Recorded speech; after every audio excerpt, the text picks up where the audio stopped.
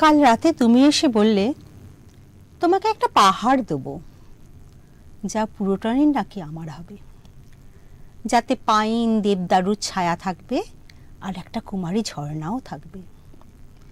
মিষ্টি হাওয়া আমাকে শান্ত করবে, ঝর্ণার জলে পিপাসা মিটবে, চাঁদের আলো মেখে আমি অপরূপা হব, শক্ত মাটির উপর পা থাকবে।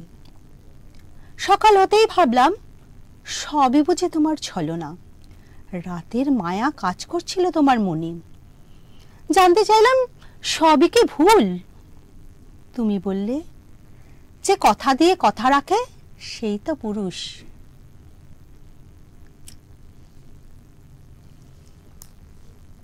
নমস্কার, দেখছেন ওঙ্কার বাংলায় এক পেশা ভিন্ন নেশা। মিহিকা রয়েছে আপনাদের সামনে। আজকে আমাদের এপিসোডটা না একদম অন্যরকম, কারণ আমাদের সবসময় এই অনুষ্ঠানে জানেন এমন কেউ গেস্ট আসেন যার পেশা এক, যে পেশাটা তিনি দীর্ঘদিন ধরে পেশায় যুক্ত থেকেছেন, সঙ্গে তার প্যাশন, তার নেশাটাকে বাঁচিয়ে রেখেছেন, চর্চার মধ্যে রেখেছেন সেই লম্বা সময় ধরে। আজকের এপিসোডটা কেন একটু আলাদা জানেন? আজকে আমাদের সঙ্গে এমন একজন অতিথি আছেন যিনি শুধু পেশার নেশাকে ব্যালেন্স করে চলেছেন তা কিন্তু নয়, তার সঙ্গে সংসার, তার মায়ের দায়িত্ব এবং জীবনের আরও অনেক স্ট্রাগল সব কিছু একই সাথে ব্যালেন্স করে চলেছেন। কখনো তিনি মা, কখনো তিনি একজন কর্মরতা নারী, আবার কখনো তিনি কলম দিয়ে কবি হয়ে ওঠেন। আজকে আমাদের সঙ্গে রয়েছেন আমাদের বিশেষ অতিথি বন্দনা আচার্য। নমস্কার, ওঙ্কার বাংলার পর্দায় আপনাকে স্বাগত জানাই। আমি প্রথমেই যে প্রশ্নটা করব, এই যে এত কিছু কাজ, একদিকে চাকরি আর একদিকে মেয়ের দায়িত্ব, সংসারের দায়িত্ব, এই সব কিছু সামলে লেখালেখিটাকে চালিয়ে গেলে কি করে? একটা বিষয় যেটা আমি বুঝি সেটা হলো আমাদের না ব্রেনে কিছু ঢুকিয়ে দেওয়া হয় এবং সেটা যখন ঢুকে যায় তো আমার মনে হয় আমি সবটাই করে নিতে পারবো। তো আমার জীবনে অনেক কিছুর পিছনে যার মানে ভীষণভাবে হাত রয়েছে অদৃশ্যে, সেটা হচ্ছে আমার ঠাকুমা। তো আমার ঠাকুমা ছিলেন বাংলাদেশের মহিলা, ছিলেন অপরূপা সুন্দরী আর ভীষণ গুণবতী। তো তখন তো আর এখনকার মতন সোশ্যাল মিডিয়া ছিল না, থাকলে মানুষ জানতো যে একজন মহিলা এত গুণী হয় কি করে আর এত সুন্দরী তার সাথে। তো আমার ঠাকুমা আমাকে সবসময় বলতো চেষ্টা কর, পারবি। এই কথাটা আমার ভিতরে না এমনভাবে বসে আছে যে উনি মারা গেছেন, অনেক বছর হয়ে গেল, আমার বিয়ের আগে মারা গেছেন, কিন্তু আমার মাথায় এই কথাটা ভীষণ সুন্দরভাবে বসে থাকে, চেষ্টা কর, পারবি। তাই কখনো যদি একটু থমকে যাই, ক্লান্ত হই, আমি না ওই মুখটা ভাবি, বেশ সুন্দর করে ভদ্রমহিলা বলতেন চেষ্টা কর, পারবি।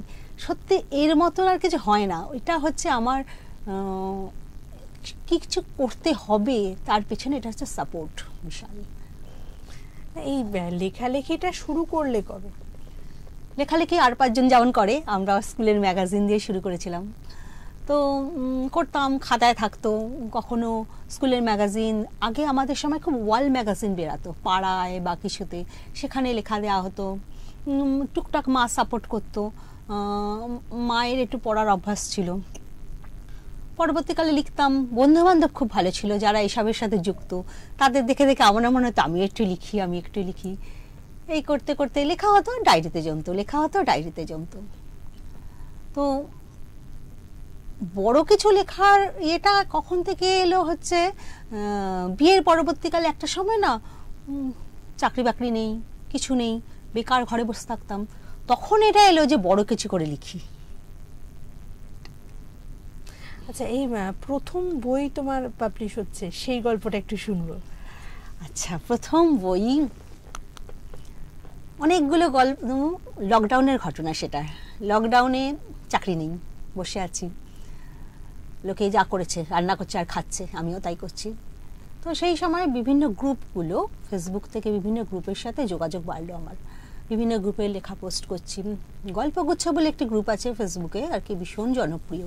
সেখানে আমার প্রচুর মানে ভিউয়ার হতো, আর সবাই এত সুন্দর কমেন্টস করতো, মানে আমি ভরে যেতাম, মানে এত আনন্দ পেতাম যে আমি লিখছি সেটা লোকে পড়ছে, সেটা এত ভালোবাসছে।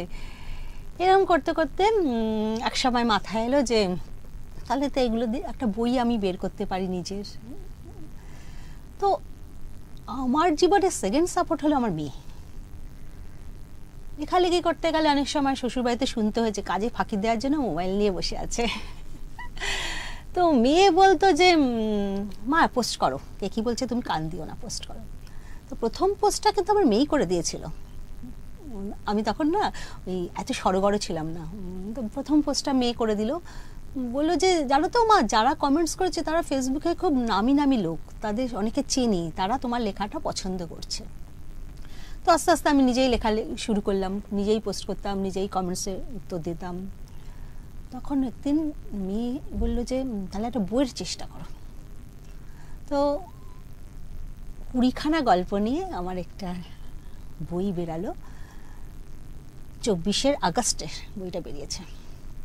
রেসপন্স কেমন ছিল, মানে আশেপাশের লোকজন, পরিচিত সবার থেকে রেসপন্স? বেসিক্যালি না, আমি না খুব একটা কাউকে বলি না যে আমি এটা করি, কারণ আমার চাকরিটা সেলসে।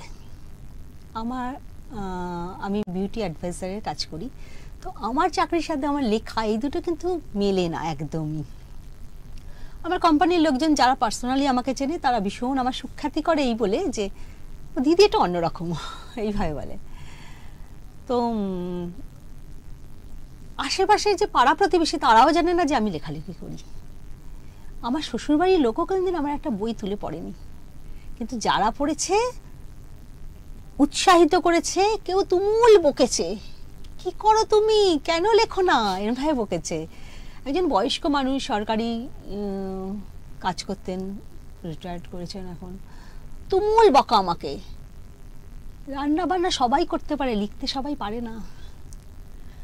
এরকম এরকম মানুষ। একটা ধরি আমি একটা কিছু পোস্ট করলাম ফেসবুকে, সাথে সাথে কিছু বন্ধু বান্ধব আমাকে ফোন করে বলে যে কি করিস, লিখিস না কেন, কতদিন লেখা পাই না। এই কথাগুলো যখন বলে তখন ওগুলো আমার যে এই যে আমি পারি না, সব মিলিয়ে সময়টা পাচ্ছি না, এইটার উৎসাহটা আমাকে প্রচুর দেয় যে না আমাকে আবার লিখতে হবে। তো যারা পড়েছে, একটা ছোট বাচ্চা মেয়ে 11-এ পড়ে, সেও খুব প্রশংসা করেছে, ছোট ছোট গল্প। আর যারা আমার প্রচুর সমালোচনা করে, বকা দেয়, এটা হলে এটা ভালো হতো, ওইটা হলে ভালো হতো, তারাও বলেছে হ্যাঁ সেরকম মানুষজন থাকাটা ভীষণ দরকার, নইলে লেখা ভীষণ। একটা গল্প করি এই প্রসঙ্গে।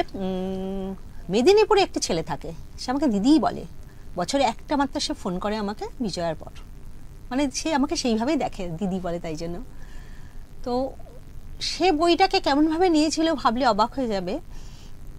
একটি লোক এসেছিল মেদিনীপুর থেকে শ্রীরামপুরে একটা গেস্ট হাউসে ছিল, আমাকে বলেছিল ওর হাতে বইটা পাঠিয়ে দিতে, মানে সে আমার বইটা পড়বেই এরকম ব্যাপার। তা বইটা পড়ার পর বলেছিল, ভাগ করে দিয়েছিল কোন গল্প তার কতটা ভালো লেগেছে, এবং চর্চাটা তুমি চালাবেই, এটা আমাকে হুমকিও দেয়। কিছু মানুষ আছে যাদের ভীষণ সাপোর্ট পাই আমি। আচ্ছা, এই যে এত সাপোর্ট তুমি তোমার রিডারদের থেকে পেয়েছো, যারা প্রচুর সাপোর্ট দিয়েছে, প্রচুর ভালোবাসা দিয়েছে, তো এই গল্পের ফাঁকে তাহলে এই তোমার যারা রিডার এবং আমাদের যারা এখানে দর্শক, তাদের জন্য আর একটা ছোট্ট করে কবিতার উপহার দিয়ে দাও।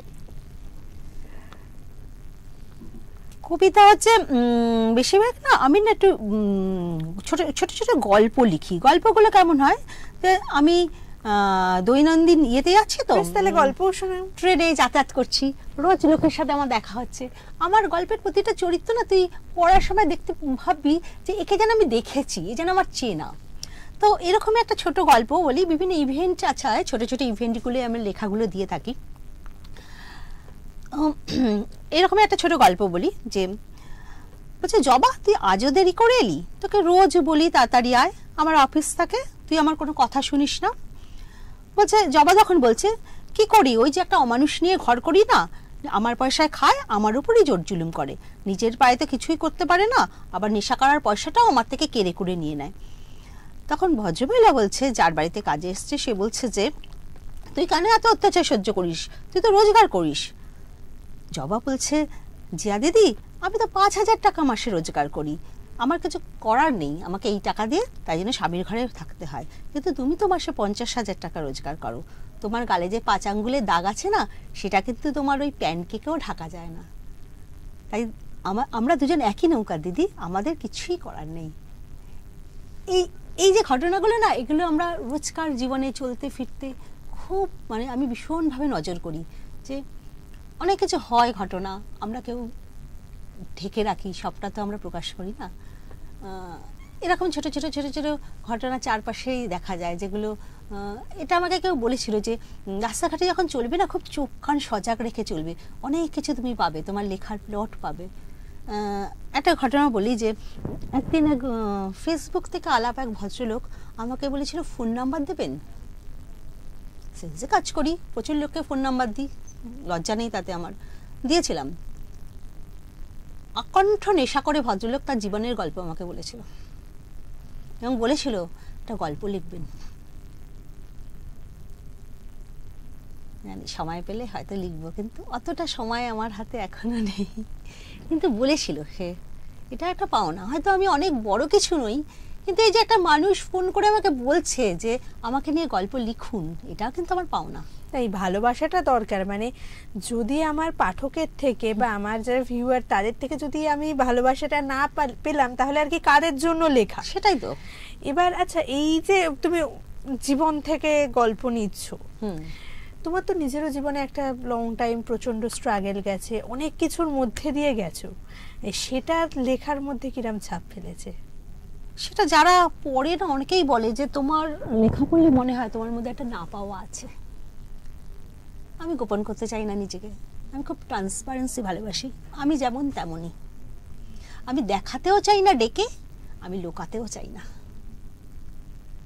বোঝে অনেকে আমাকে বলে তোমার লাইফ লিখলে তো এটা মানে বেস্ট সেলার হয়ে যাবে, এমন ব্যাপার। মানে সেরকম কোনো প্ল্যান আছে নিজেকে নিয়ে লিখে? খুব ইচ্ছা আছে, খুব ইচ্ছা আছে, কিন্তু তার জন্য আমার এখন কিছুদিন অপেক্ষা করতে হবে, মেয়েটা একটু দাঁড়াক।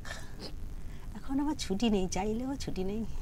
এই যে এতখানি স্ট্রাগল পেরিয়ে আসার পর যখন লাইফের একটা অন্যতম সাপোর্ট তোমার মেয়ে হয়ে উঠেছে, তো কোথাও গিয়ে কি মনে হয় হ্যাঁ স্ট্রাগলটা একটু হলেও ভালো কিছু দিয়েছে জীবনে, বা একটা জীবনে সেই স্ট্রাগলটা শেষে যেন একটা সবচেয়ে ভালো দিকটায় এগিয়ে যাচ্ছি, এরকম একটা মনে হয়? পুরোটাই। মেয়েটা যদি এইভাবে না পাশে থাকতো, না বুঝতো না, আমি অনেক কিছু করতে পারতাম না।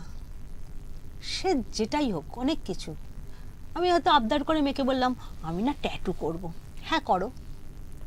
আমি না চুলে তুতে কালার করব, হ্যাঁ করো। এই যে বলে, এটা কজন বলবে বল? হ্যাঁ তুমি মা হয়ে এরকম করবে, এরকম হয়তো বলতে পারতো। তা আমি যা বলি বাবু এটা আমি করব, হ্যাঁ করো। আমার পুরোটাই সাপোর্ট। সত্যি সন্তানের থেকে সাপোর্টটা এলে তবে কিন্তু ব্রেন চাইল্ডরা আরো বেশি হেলদি ভাবে হাত দিয়ে বেরোয়। আর আচ্ছা, কখনো এরকম হয়েছে ধরো তোমার কোনো লেখা, ঠিক আছে, যেটা আর কি খুব প্রিয় লেখা, সেইটা নিয়ে, কারণ ব্রেন চাইল্ড হয়তো নিজের লেখাগুলো সৃষ্টিগুলো তারা নিজের সন্তান, মানে তাদের নিয়ে একটা আলাদাই ভালোবাসা থাকে। এবার সেখানে শ্রেয়া মানে দিদির মেয়ে, একটু দর্শকদের বলে রাখি, সেও আবার নৃত্যশিল্পী, এবং তাকে নিয়ে না হয় আমরা পরে একদিন আবার বসবো, অসাধারণ গুণবতী।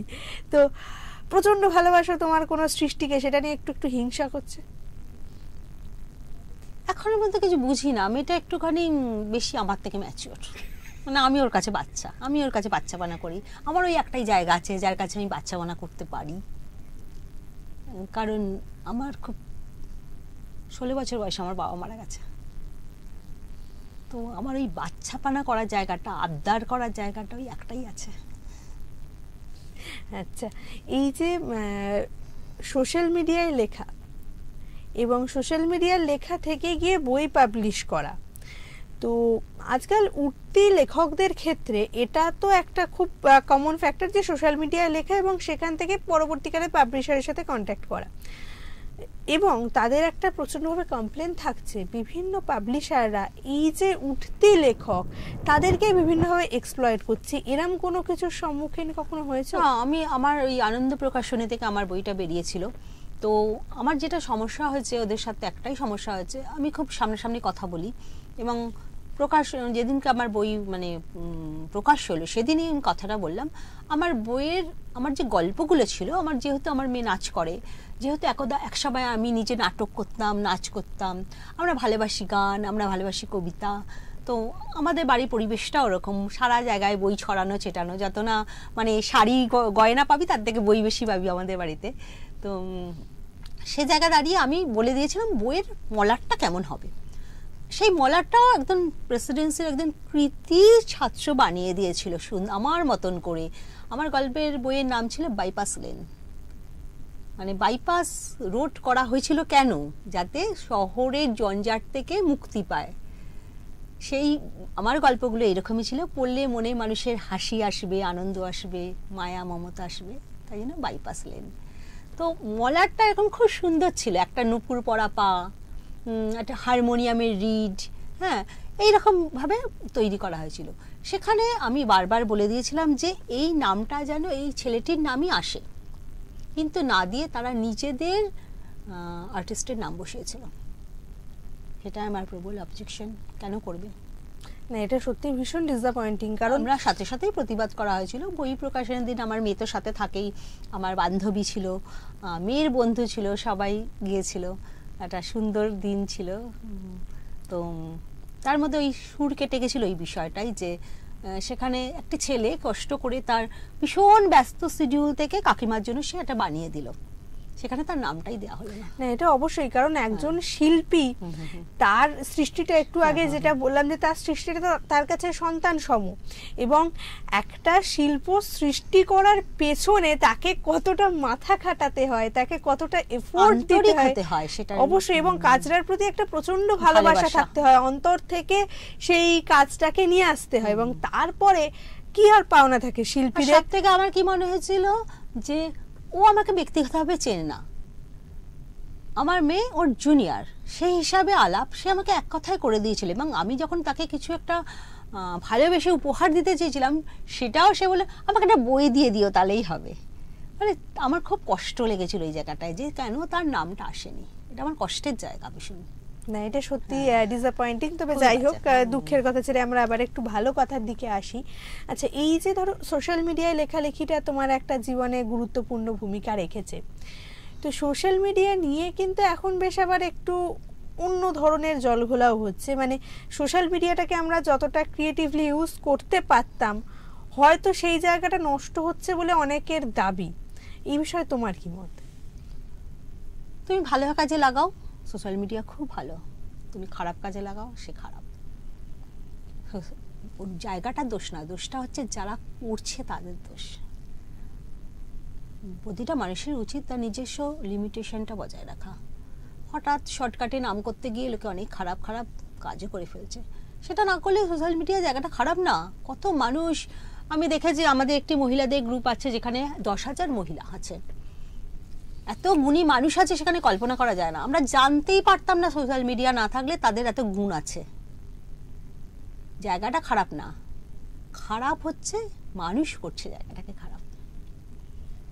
আমার লেখাটা তো ডায়েরিতে পড়ে থাকতো, কেউ জানতোই না। যদি গল্পগুচ্ছ বা প্রতিলিপির মতন পেজে আমার লোকে এত লেখা পড়তো, তারা কেউ জানতো আমি লিখতে পারি, আমি নিজেই জানতাম না আমি লিখতে পারি বা আমার লেখা লোকের মনে দাগ কাটে। তাদের কমেন্টস পড়ে আমি জানতে পারলাম হ্যাঁ আমি লিখতে পারি।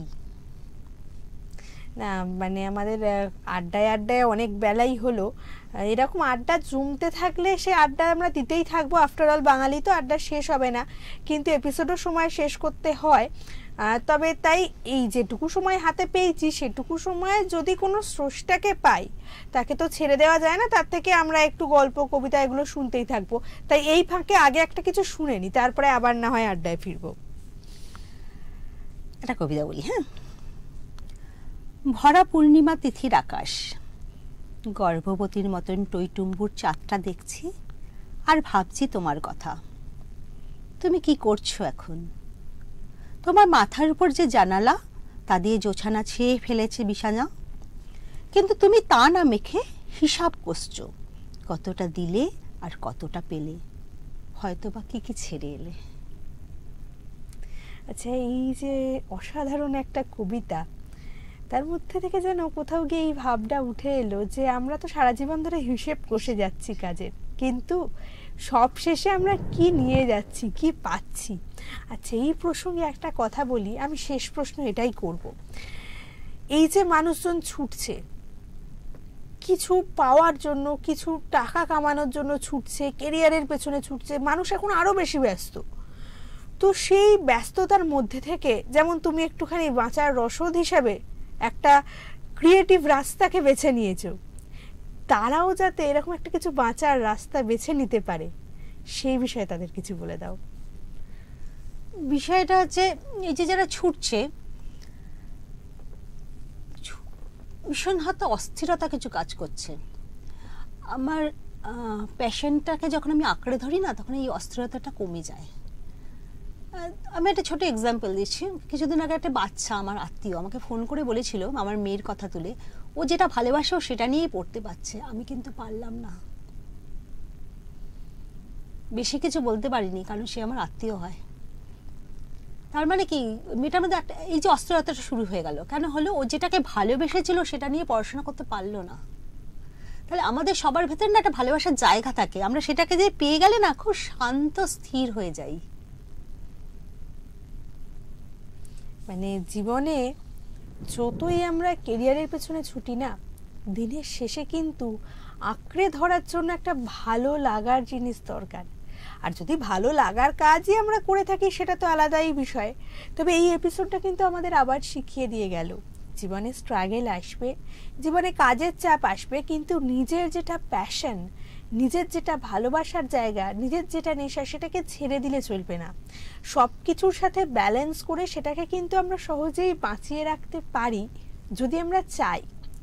যতই স্ট্রাগল থাকুক, যতই কাজের চাপ থাকুক, দিনের শেষে যদি 10টা মিনিটও নিজের ভালো লাগার কাজটা নিয়ে বসা যায়, তাহলে কিন্তু শুধু যে ভালো থাকাই যায় তা না, মানসিকভাবে পাশাপাশি কিন্তু শারীরিকভাবেও আমরা অনেকটা সুস্থ থাকি। কারণ আফটারঅল স্ট্রেস জিনিসটা মন বা শরীর কারোর জন্যই তো ভালো নয়। যাই হোক, অনেক বকবক করে ফেললাম, আমাদের এপিসোড এখানেই শেষ করতে হবে। বন্দনাদিকে অনেক ধন্যবাদ, ওনার অত্যন্ত ব্যস্ত শিডিউলের মধ্যে থেকে আমাদের জন্য এতটা সময় বার করেছেন। আর অবশ্যই ওঙ্কার বাংলার তরফ থেকে আরও একবার ধন্যবাদ। আর অনুষ্ঠানের শেষটা আমি রিকোয়েস্ট করব যে আজকে আমি না করে না হয় আমাদের অতিথি অনুষ্ঠানের শেষটা করুন, ওনার একটা কোনো ছোট্ট কবিতা বা গল্প দিয়ে। একটা নিজের লেখা থেকে দুদিন আগে আমি একটা কবিতা পড়ছিলাম, আমার খুব ভালো লেগেছে, আমি কি সেটা পড়তে পারি? একদম। এটা হচ্ছে কবি অপূর্ব গুপ্তের লেখা। রুটি পুড়ে গেল, রাঁধুনি বলল উনুন বদলান। রুটি আবারও পুড়ে গেল, রাঁধুনি বলল আটা বদলাতে। রুটি এর পরও পুড়ে গেল, রাঁধুনি বলল জল বদলাতে। রুটি বারবার পুড়তে লাগলো, কিন্তু কেউ বলল না রাঁধুনিটাকেই বদলান। এই সুর টেনেই বলি, আমরা যারা প্রত্যেকদিন নানান আছে পুড়তে থাকি, আমাদের কিন্তু বেঁচে থাকার জন্য সেই আবার ভালো লাগার জিনিসটা, ভালো লাগার কাজটাকে দরকার। তাই সবাই খুব ভালো থাকুন, সবাই পেশার সাথে সাথে নিজের ভালো লাগার জায়গায় নিজের প্যাশনকেও বাঁচিয়ে রাখুন। আজকের মতো এই পর্যন্তই, চলি। সবাই খুব ভালো থাকুন আর দেখতে থাকুন ওঙ্কার বাংলা। নমস্কার।